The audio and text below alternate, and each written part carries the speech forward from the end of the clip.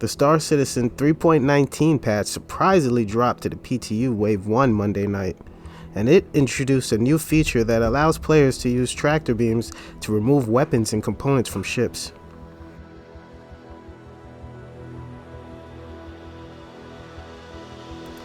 This addition to the game brings a new level of realism and opens up brand new gameplay opportunities.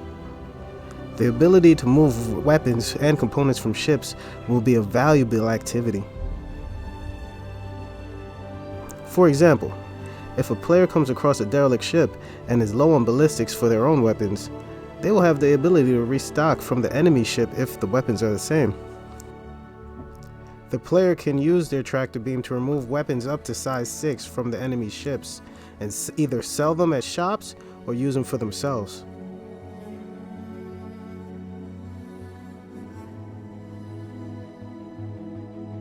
Furthermore, removing components from derelict ships can also be a useful way to gather resources. Salvaging components from damaged or destroyed ships can yield valuable materials that can be used to upgrade the player's own ship. This feature adds an extra layer of depth to shipbuilding and ship upgrading processes, as players must consider the components to remove and which ones to replace them with, because high-end components will not be able to be purchased in ships, and if you die and your ship blows up, you won't be able to insure valuable components, bringing a new level of risk to space combat.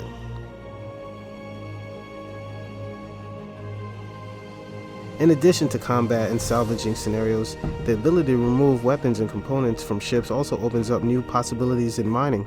For example, players can use their tractor beams to remove mining heads or components on the fly. This can provide a unique opportunity to acquire rare specialized materials that they may not have been able to acquire if they didn't have the opportunity to switch between mining heads on the fly.